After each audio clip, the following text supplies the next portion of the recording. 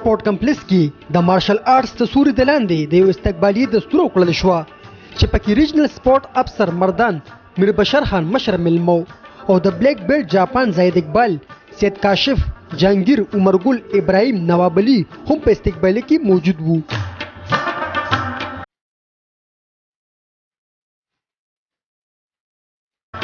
مشر ملما میر بشر او زید اقبال د مردان لوبغاړو عثمان اکبر آفتاب حسین شاه سعد انیجر سجاد خوتی او کوچ جاوید اکبر د کامیاب چیمپئن شپ نه واپس خپل وطن ته پراتګ یو شاندار استقبال وکړو. ګولونه پرې وشیندل او هاورونه ورته واچول.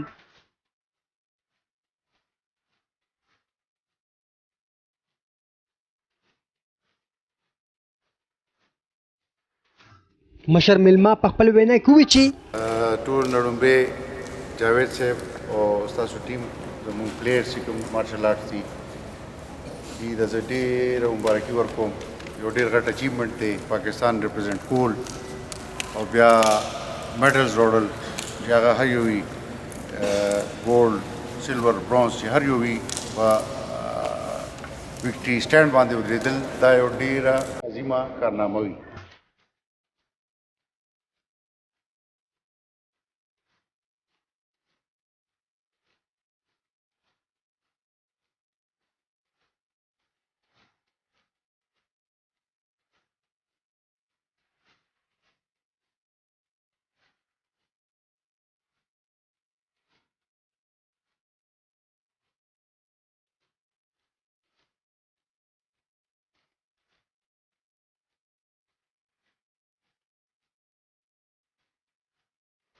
کله چې موږ نه دې ملګري سوال کړو چې تاسو کیمپ لګولو او تاسو ټیپس دي تاسو څه دي ته هنر ورکړو څه دغه ورته خولو نه وي دي ته ما یو خبر وکړه چې آل ورلد چیمپئنشپ دی او ټول دنیا به راځي او زموږ د ټولو غټ ټیپس زموږ ایمان زموږ اسلام دی.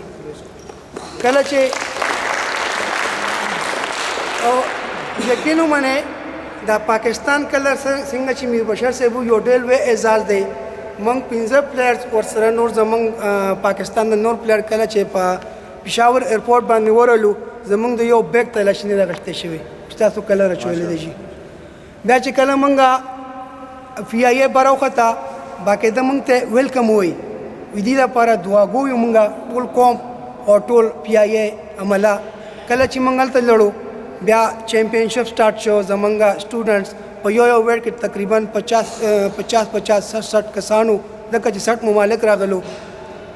یقین وکړئ هلته کې په خپل سینه باندې د پاکستان جنډه لګول او د پاکستان کرل لګول پاکستان نمائندګي کول دا یو ډېر لوی اعزاز دی.